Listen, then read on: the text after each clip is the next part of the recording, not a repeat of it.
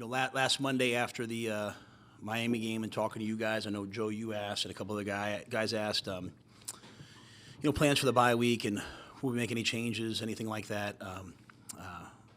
At the time, I said, I think I told you guys I felt it was appropriate to take some time during the beat week, go back, really think about where we are in the process, what we need to do, go back and watch the tape, watch the practices, and make a clear-headed decision. Planned on meeting with Joe on Saturday. He wasn't available Saturday, so I sat down with Joe yesterday on Sunday, informed him that I was going to go in a different direction, that I was going to, relieve him of his duties as offensive coordinator. Joe's an unbelievable person, excellent young coach, and a consummate professional, to be quite honest with you. He shook my hand, thanked me. We ended with a hug, and I wish him the best. And I'm very grateful for his time here. He's done a lot to get us moving in the right direction, but this was something that I felt like, from a football perspective, we needed to do now. So as we move forward, I'm going to count on our offensive staff to be very focused day by day, week by week. Everyone's kind of assigned an area previously, third down, red zone to game plan and kind of be in charge of. So they'll continue to be in those areas. Jeff Nixon will assume responsibility, the duties of the offensive coordinator position. He'll call the plays in conjunction with those guys. Obviously, as with everything in the organization, I'll oversee those guys and hope that we can play our best football as we move forward. So I know you guys will have a lot of questions about that. I hope you'll understand. Out of respect for Joe, I probably won't go into tremendous detail. This was just something, as hard as it is, that I felt like was right for us right now. So with that, I'll answer whatever questions you have. All right, let's go to Skylar Callahan, followed by Nicholas. Good morning. Hey, Matt, just talking about Jeff Nixon, you've had obviously some history with him. Do you feel like this could maybe be like a 5-game audition for him to maybe assume that role full-time moving forward? Yeah, I told Jeff this is about this week. We need to do everything we need to do to beat the Atlanta Falcons. Jeff, he's a guy who's been a running back coach. He's been an assistant special teams coach. He's been a tight ends coach. He's been an offensive coordinator at the college level. So he's a good football coach, a very steadying personality. He'll pick up the mantle and run with it. But to me, this is just about this week. However long it lasts, it lasts. I think all of us in the organization, we've had some ups and downs. Obviously, we have to just be really, really focused on each week. So this is for him to do right now, and then the future will be the future. Matt, when you were looking at things over the week, what was kind of the main thing you landed on when you were coming to your decision, and why make it now with 5 weeks left? Well, I think the decision was made, and so I didn't see any reason to wait. I felt that this was the right move, and it was just purely football. I think that this was in the best interest of us moving forward. I feel like we can play better on offense. That's not about any one person or any one thing, but I just feel like this was the best way that I can help us move this forward offensively.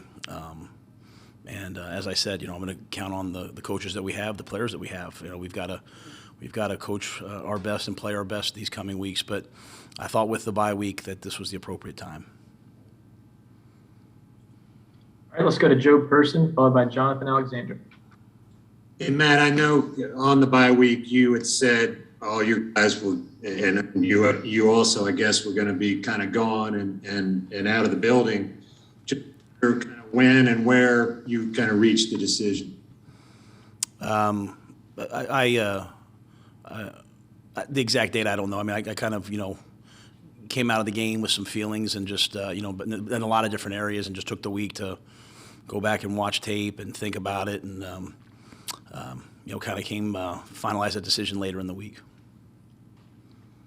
Waiting kind of later in the week, did that kind of hurt in terms of giving Jeff a head start on kind of getting things organized and so forth? No. Everyone had projects to do last week, so everyone got their stuff done, and we're not changing what we are or what we're doing. We're just, we have our offense, we have our installations. It's just about, the vision we have for what we're doing right now.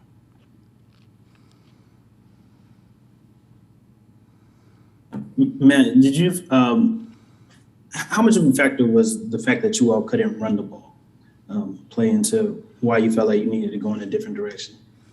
Just overall football wise, when you said we couldn't run the ball, you talking about this past game or? I'm talking about probably like the last 5 weeks where you talked about wanting to run the ball 30, 33 times. And I think only one game being able to reach that. One or two games. Twice. No, it's a good point. Yeah, I think it's all comes together in the same. It's all part of one big thing. It's not any one thing. It's just kind of the vision of how we think we need to play and where we'll be moving forward. And what is that? If you can say.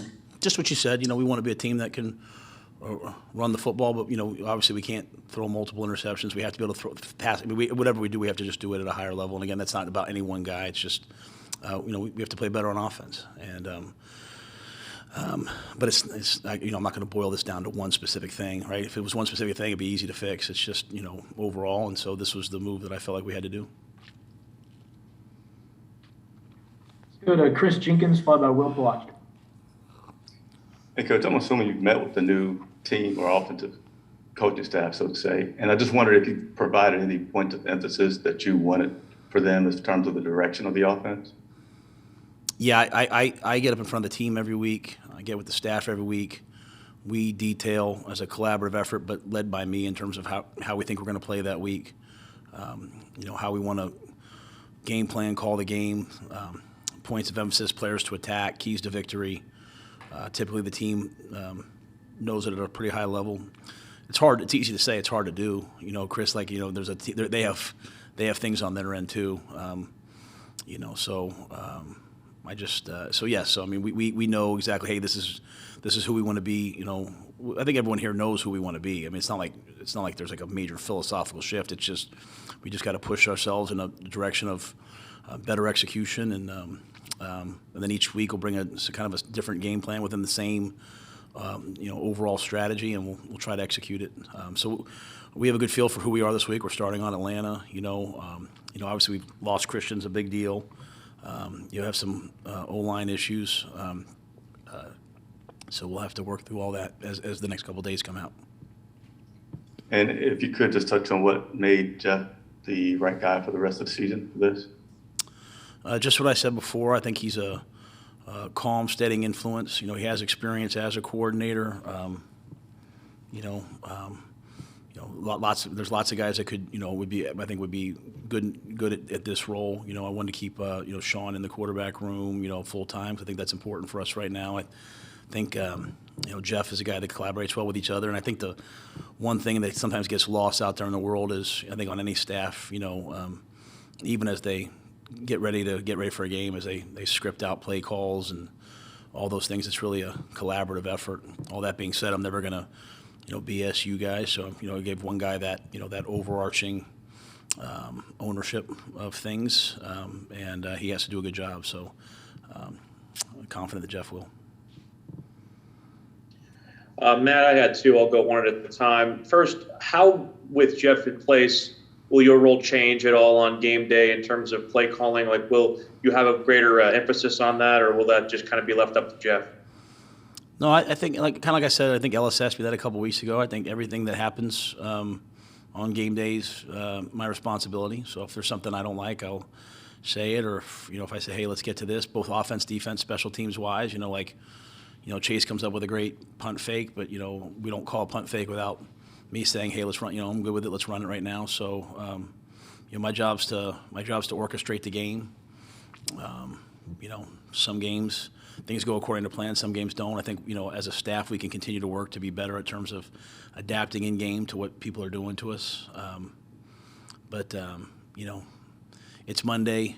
We have a long way till Sunday, so we have a lot of work to do in terms of, the flow of this game and all that. And secondly, is there something specific, or what specifically are you hoping to get out of Jeff's leadership and tutelage that you weren't getting out of Joe Brady? Yeah, I'm not going to say anything about Joe. I want Jeff and the offensive staff to help us score points. That's at the end of the day. I mean, we want to win football games. Defensively, I think we're playing well enough most times to win. We got to score more points on offense, and So it starts with the coaches, and players have to go out and execute it. All right, let's go to David Newton, followed by Ellis Williams. Hey, Matt, I was wondering in hindsight, how much of Joe's inexperience as a play caller was a factor in your decision? Nothing about anything in the past. When I took the job, I decided to, I decided to be bold and step outside my comfort zone, and someone that I knew, and went in a different direction and went with Joe. And I certainly don't look at that as a mistake. I think what Joe did the first year, dealing with COVID and installing a whole new system. We obviously had some turnover at the quarterback position. I think I look at Joe's time here as I see all the good things that he did. It's just you get to a time such as this, and it's time to move in another direction and continue the evolution and the process of building forward. And I'll just say it again. I think Joe's going to have a fantastic career. Sometimes the worst things that happen to you are the best, and I'm grateful for his time here. So he's done a lot at a young age. He's got a lot more to do, and he'll do a lot of great things. I wanted to go outside and be bold and be aggressive, and I think we've had a lot of good moments, and there's a lot of good things that are in the system that we'll build off of moving forward.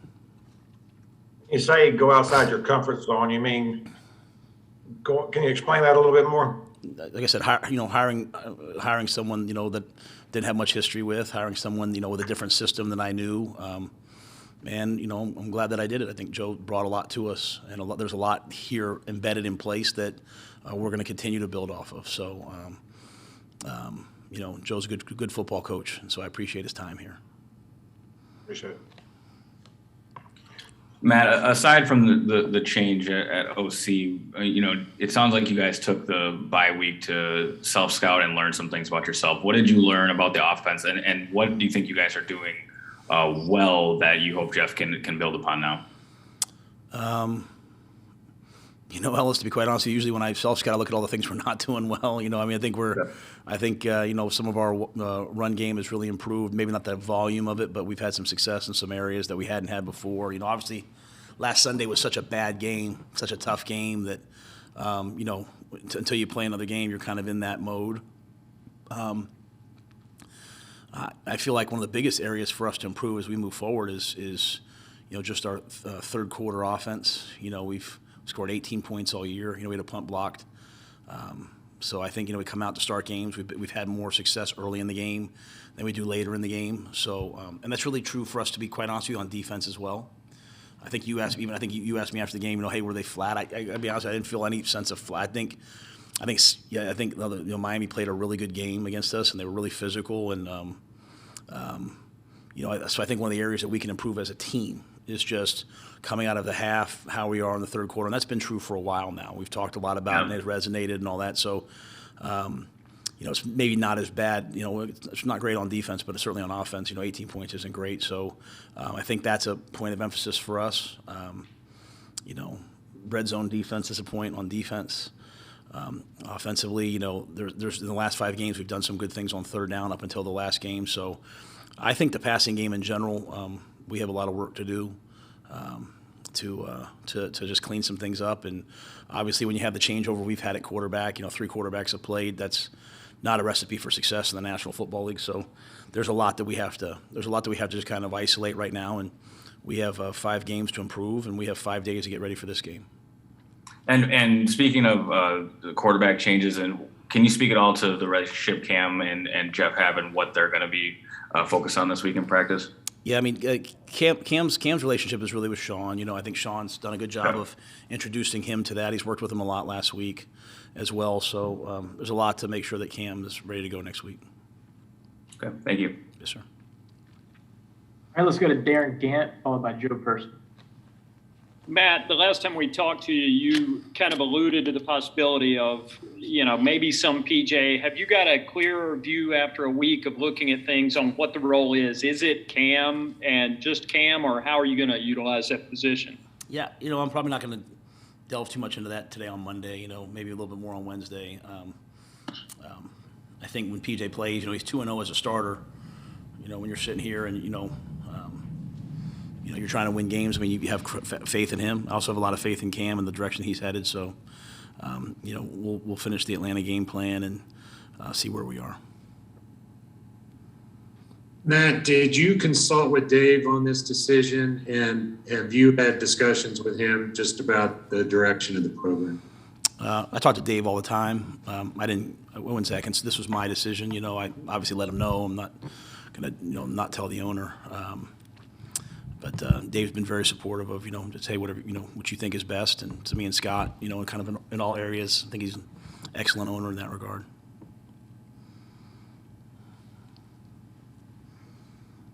All right, let's go to Jonathan Alexander, followed by JB Riggs. Forgive me for not knowing, but Matt, are you all under Jeff Nixon and the rest of the offensive style? Are you all running the same offense, or does the offense have to learn a little bit more of a different type of style? I think because of Cam, coming in new and things like that. Yeah, no, just what I said before. We're going to keep doing the same things. It's what we know.